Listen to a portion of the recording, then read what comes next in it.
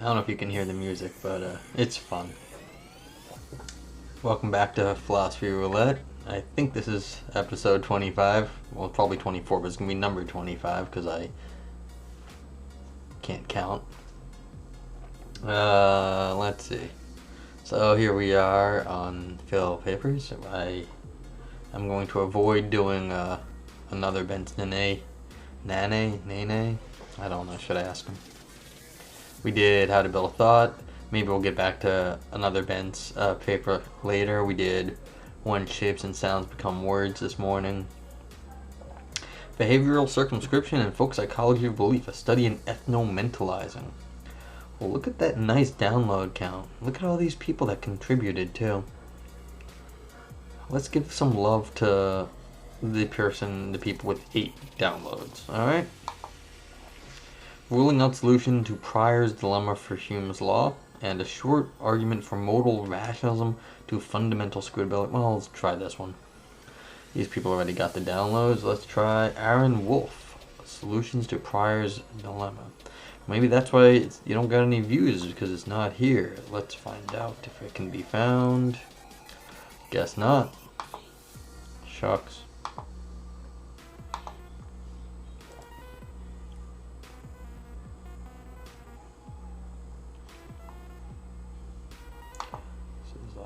Not cool, folks. Not cool. Well, if we're forced to do this one, and watch it, it's gonna be here. Aha!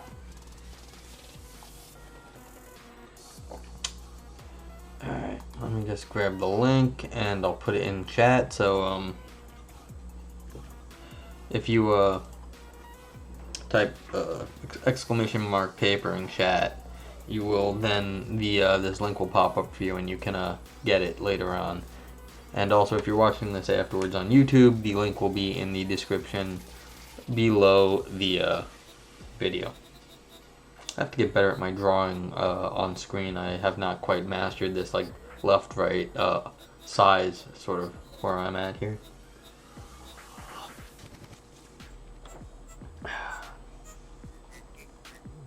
Okie dokie.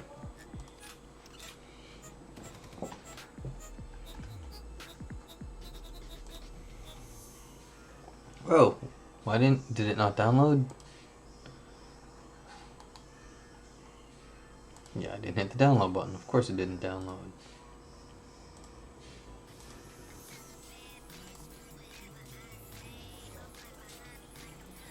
Alrighty. Here we go. Oh, whoa. Okay, this is 62 pages. Why is this in thought? This is like, I think this is misclassified. I mean, look at this. I don't know what this is. Like, we've got Arabic here.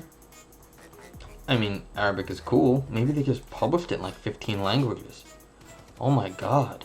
Like, wait, what? Nah, I'm sorry. I'm not going through something that's 62 pages in multi-language. I am just not that smart. Like, sorry. Like, what is going on with this? Like, I can't even. Like, I really can't even with this.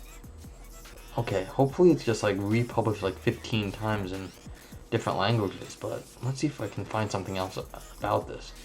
Like, this is, like, craziness. Like, really. Like, what's the thing here? Is behavioral integration, that is, which occurs when a subject's assertion that P matches her nonverbal behavior, a necessary feature of belief in folk psychology. Our data from nearly 6,000 people across 26 samples spanning 22 countries suggests that it is not.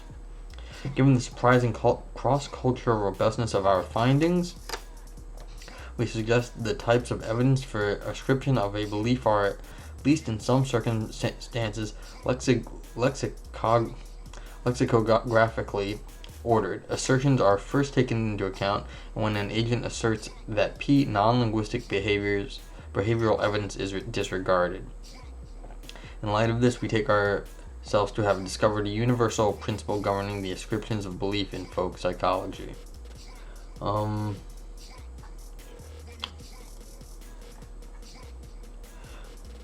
You know what?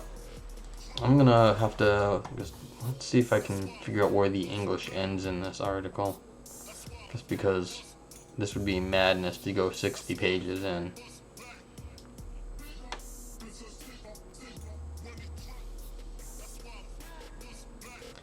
Yeah, it's just like 24 pages. Okay, that's doable. I can do about 20 pages. I mean, with pictures and a bunch of other like extraneous stuff in it, so that's fine. So here we go. In a well-known case of Capgras delusion, a patient asserts that his or her loved one has been replaced by an imposter, yet continues to eat, sleep, and live with the alleged imposter. Yeah, that's always a fun delusion. Excuse me. This is a striking case of behavioral conscription, a subject's assertion that P does not match her nonverbal behaviors. Excuse me. By contrast, what we will call behavioral integration occurs when a subject's assertion that P matches her does match her nonverbal behaviors. Many philosophers have maintained that lay people refrain from ascribing belief in cases of behavioral circumscription. All of these folks, the severe behavioral circumscription present in typical cases of Capgras delusion suggests that the delusional attitude fails to play this functional role that is essential to a state's being a belief, and the practice of belief ascription starts to break down. Okay. Some have held that the relevant folk psychological attitude present in Capgras delusion and similar. Why has this one got a hyphen and the other ones don't? Is it just me? Similar cases is imagination. Others have held that no familiar folk psychological attitude captures the relevant attitude displayed in these cases, and that we need some gerrymandered attitude, such as bi-imagination, a mix of belief and imagination to capture the relevant attitude. Still others have held that while severe behavioral circumscription counts against classifying the attitude displayed in these cases as belief, the attitude is nonetheless belief-like, perhaps in instances of anomalous belief, in between belief, or the like. But while many philosophers hold that behavioral integration is necessary for the folk ascription of belief, and so behavioral circumscription undermines belief ascription, they have not offered any empirical evidence in support of this claim. We doubt that behavioral circumscription undermines belief ascription in folk psychology. Our doubt is encouraged by the recent report in Rose, Buckwalter, and Turry, who found that the folk overwhelmingly attribute belief in cases of Capgras delusion. This suggests that non-linguistic behavior sometimes doesn't count as evidence for or against possession of belief. But why might non-linguistic behavior fail to account as evidence for or against belief? Our view is that non-linguistic behavior sometimes doesn't count as evidence for or against the possession of a belief because the type of evidence that is required for the ascription of belief is lexicographically ordered. Assertions are first taken into account, and when an agent sincerely asserts that P, non-linguistic behavioral evidence is disregarded. If an agent does not make assertion, or if it is not clear whether her assertion is sincere, non-linguistic behavioral evidence is taken into account. And so what follows will present evidence across 22 countries and 17 languages behavioral circumscription. And 17 languages behavioral circumscription does not undermine belief ascription in folk psychology. Okay. So how you act is secondary to what you say you believe.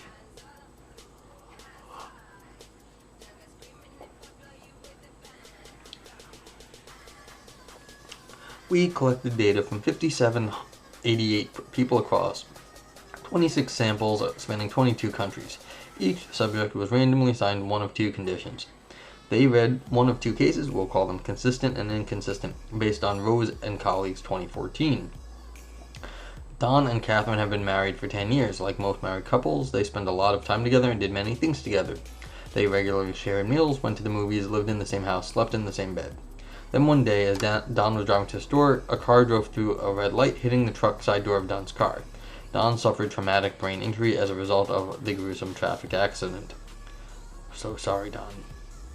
In the year following his injury, Don began what appeared to be a remarkable and speedy recovery. He regained his powers of speech, his intelligence, and as well as nearly all of his cognitive and social skills. However, there was something very strange about Don after his accident. He would tell his friends, family, doctors that his wife, Catherine, had been replaced by an imposter. Consistent. In addition, Don now always refused to eat his meals with her, go to the movies with her, and sleep in the same bed with her. Catherine was very surprised and saddened by the things Don would say. Inconsistent. Surprisingly, however, Don continued to always eat his meals with her, go to the movies with her, live in the same house as her, and sleep in the same bed with her. Catherine was very surprised and saddened by the things Don would say. So, sometimes he would always say the same thing, that Catherine was replaced. The doppelganger's there. But either he would actively reject the doppelganger or just seem to not mind the doppelganger. And that's the inconsistent way. Just seems to be like, you're a doppelganger, but it's like, I don't care. After reading one of these two cases, participants answered a comprehension question followed by a question about what Don believed about his wife. Comprehension. According to the story, which of the following statements is correct? Don tells his friends that his parents have been replaced by imposters. Don tells his friends that his wife has been replaced by imposters. Belief. Which option best reflects your personal opinion on the matter? Don believes that Catherine is an imposter. Don does not believe that Catherine is an imposter. The cases were translated into 17 languages and presented in the respective native language for each group. I guess we have to assume that these sorts of things are very clear across languages. I'd expect so, but I'll have to take their methodology for granted here. 234 people answered comprehension incorrectly. Demographics for the remaining participants are in Table 1. Table 1. Demographic information about studies participants who answered the comprehension correctly, including countries in which data was collected, nature of the sample, students versus non-students, and mode of survey administration, paper and pencil, web-based, volunteer versus in exchange of compensation, language of the survey. Okay, so we've got non-students in half and like about students in half these different places. Some web, paper, pencil based, volunteers compensation, and you're both mostly in Europe is where this looks like it took place. So as far as these okay, so we're going across all over the place now. They're just grouping it by location. Because Europe is, shockingly, it's grouped by Europe, and that's all European countries. I'm sorry, folks. It's been the world's gone to a crap at the moment, and I think the right response is to be angry. Things could have gone differently, and I have to admit, I'm angry. I think that's the right way to be. Not a stoic. Angry is the right way to be at the moment.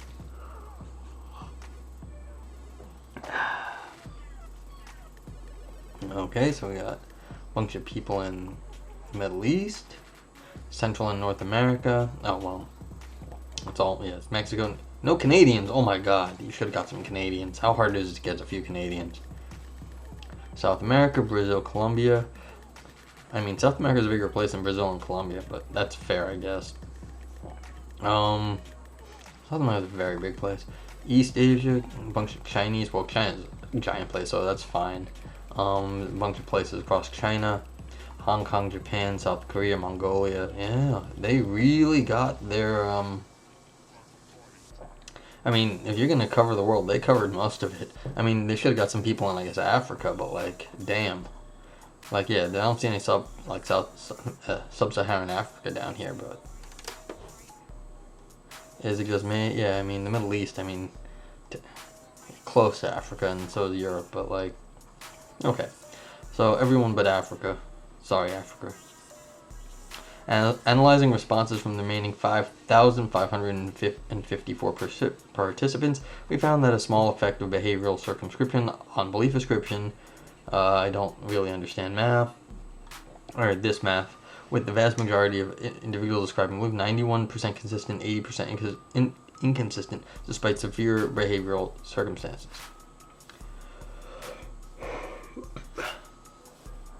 Okay.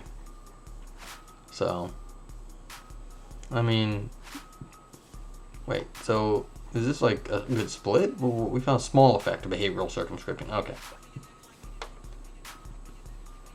Yeah, it's 91 to, 80 did they say? Yeah. Okay. We then analyzed the effect of behavioral circumscription on belief ascription within each site. The results are depicted in Figure 2. Okay. Figure 2.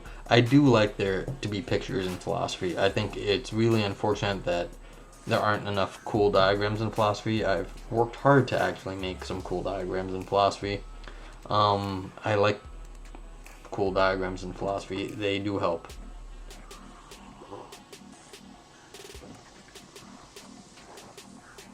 Okay. So, in brief, we found that all sites except Iran and Guangzhou, China, rates of belief ascription significantly exceeded chance even when non-linguistic behavior is at odds with speaker's assertion. Okay. We got table 2, test of belief attribution against chance. Alright, I'm not going to read these numbers. I'm going to assume that the numbers were read by somebody else who actually knows how to interpret these numbers. I'm very sorry for my lack of patience here. Participants sampled from Iran attributed beliefs less frequently in both the consistent and inconsistent cases. Really? Okay. I wonder what... I mean, I know some Iranians. They're cool. They're, like, actually really smart people. Not actually. They are really smart people. The ones I happen to know are, like, ludicrously smart people. So, they're, like, shockingly smart people. But, I mean, I don't know if that's representative. I just want to make it clear that the ones I happen to know tend to be very, very smart. When the majority attributed belief in the inconsistent case, people were divided in the inconsistent case. A somewhat similar pattern occurred with participants. Actually, I want to make a note on that. I knew a Iranian grad student. He was Benham. He was visiting New York City for something. He was visiting grad student. He said all Iranians are philosophers. He said all of them, in one way or the other. But he said they're all philosophers. So take that as you want to. But like I was like, all right, fine. But like, yeah, and I mean, not just him. Other folks I know, they tend to be very on top of things. A somewhat similar pattern occurred with participants sampled from Guangzhou, China, though the majority in the inconsistent case attributed belief at rates that marginally exceeded chance. The key point, however, for present purposes is this. Their practice of belief attribution is not breaking down in the way we would expect if behavioral integration were a necessary feature of belief. They may be somewhat ambivalent, but they are clearly not denying belief in the way we would expect if behavioral integration was necessary for belief ascription in folk psychology. Okay, so even in the outlying cases, they're not like clearly breaking in the way that would say that the way the person's acting is overriding what the person is saying. Discussion. We found that in many countries across many languages, once a speaker has sincerely asserted P, people do not refrain from ascribing belief when non-linguistic behavior is at odds with possession of a belief that P. In fact, once a speaker sincerely asserts that P, non-linguistic behavioral evidence seems to be largely disregarded.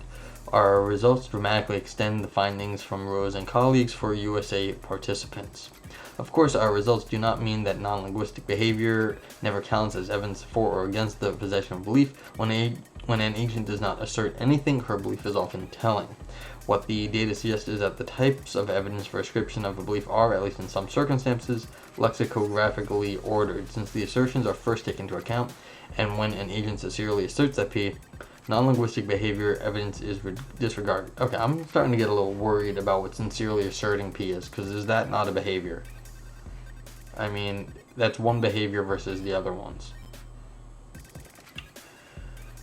Yeah, I mean, the point, of course, still holds, because it's just this behavior is on top of the heap of all the other behaviors. So, I mean, the assertion behavior is, but I'm a little worried about things being muddled when we're talking about behavior here. But anyway, it's not. This is not a killer point, because it would still hold that it may not be lexicographically ordered. It just may be behaviorally ordered, and the lexicographically one happens to be at the top of the heap. But minor point. If an agent does not make any assertion, non-linguistic behavioral evidence is then taken into account. Well, if you have nothing else to go on, you use what you can. That's fine. Various types of non-linguistic behavior evidence may also be lexicographically ordered, but our data does not speak to that question. Yeah, sure. Well, you reason with what you got. That's normal. We also find that rates of belief ascription are high across virtually every site despite severe behavioral circumscription. This is not at all what we would expect to expect if behavioral integration was necessary for belief ascription in the folk psychology of belief. Sincere assertion and non-linguistic behavior seem lexically ordered in the 22 sites we collected data from. Since our data comes from students, others from non-student population, some of our data come from students, others from non-student populations. While most data sets come from industrialized societies, 2 data sets come from traditional societies, the Bedouin in Israel and Nasa people of Colombia. Oh, okay, so that's why it was only, they got the people from Colombia. I was wondering why that Colombia just happened to be of all the countries in South America. Granted, Brazil is gigantic, so I'm not surprised about that one. But, like, what about the rest of the place? Like, what about Argentina, Brazil, not Brazil, Chile, like Paraguay. But they got some, some specific traditional societies. The upshot is that we may have discovered a universal principle of folk psychology that psychologists and philosophers of cognitive science working on mind reading have so far ignored. Behavioral evidence and sincere assertions are lexicographically ordered. Naturally, further cross-cultural and cross-linguistic research is needed to further support this claim, but the scope of our inquiry provides strong support for our hypothesis about universality. We did find that behavioral circumscription produced an effect of 16 of the 26, that's 61.5%, sites examined, but this effect is typically small. Of those 16 sites, 14 displayed a small effect of behavioral circumscription on belief ascription. And now we've got figure 3, difference in rates of belief attribution between consistent and inconsistent cases. Okay.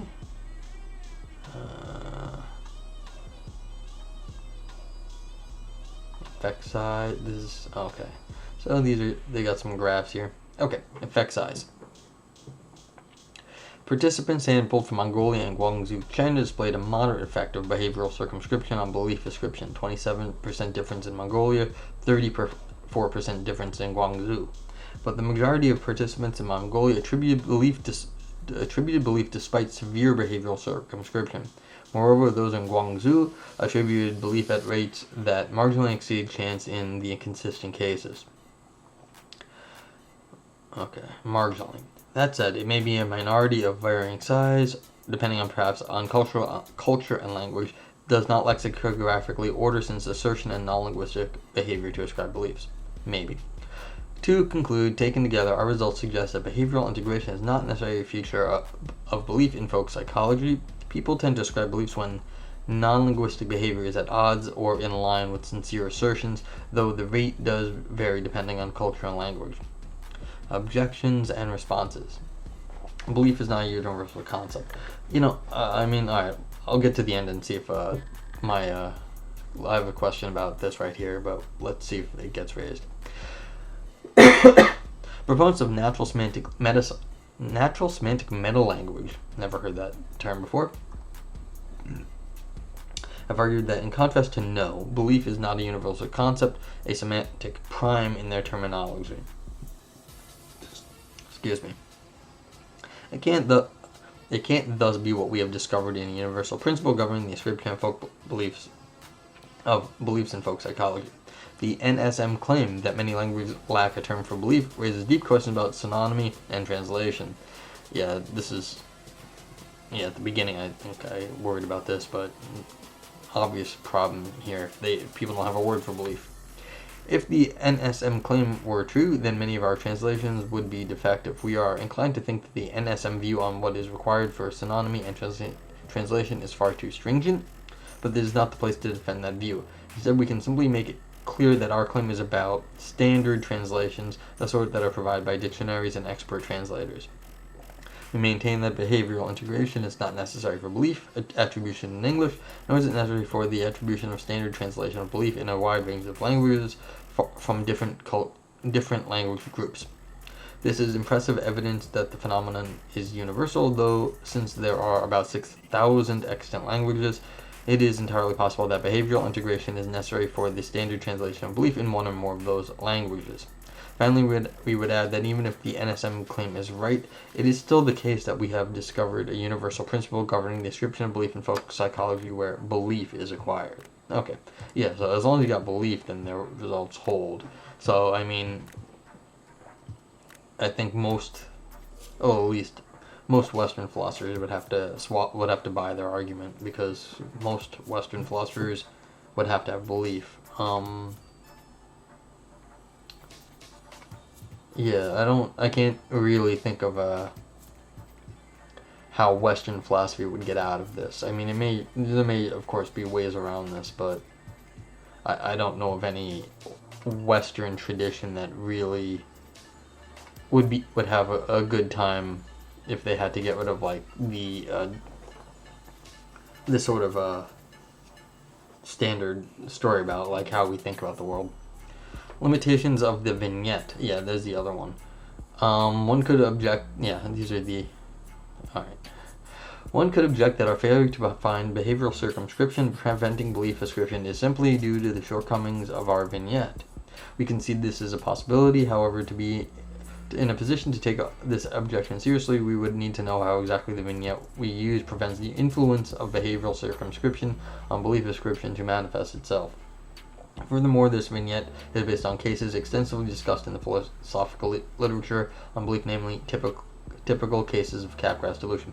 Again, Western, even if this is a problem, like there is no way Western philosophy is getting out has an easy way out, because this is just so ingrained in Western philosophy.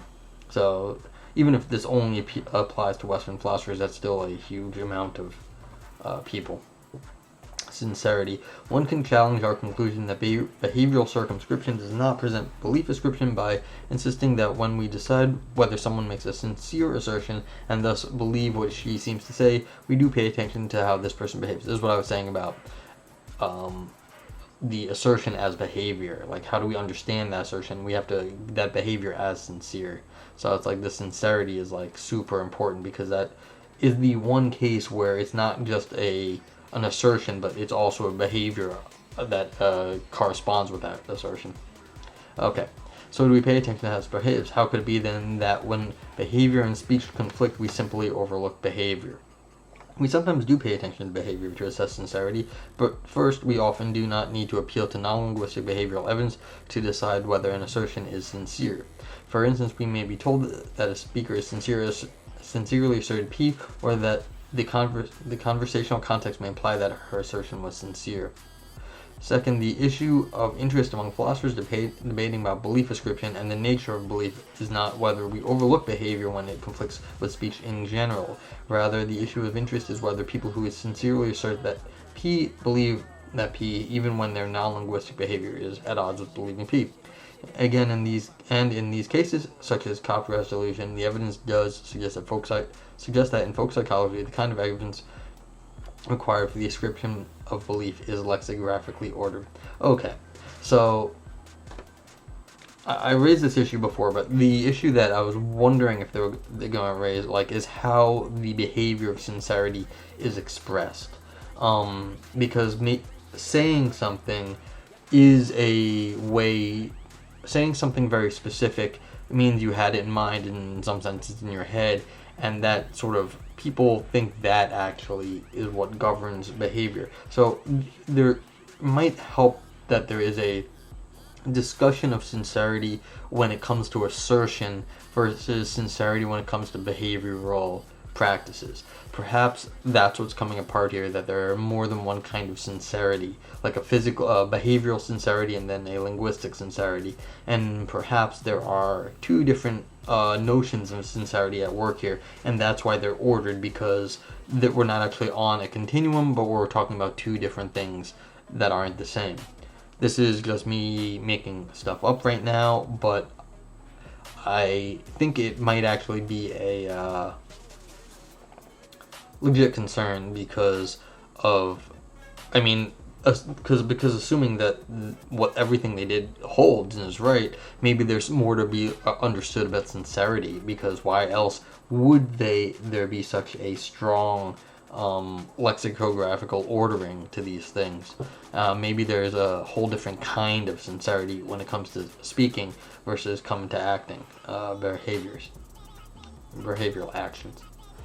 Okay, so not really a criticism, but maybe more development could be done on the behavior and philosophy of sincerity. Conclusion. Many philosophers hold that behavioral integration plays a necessary role in the folk psychology of belief. Our results suggest that this view is badly mistaken.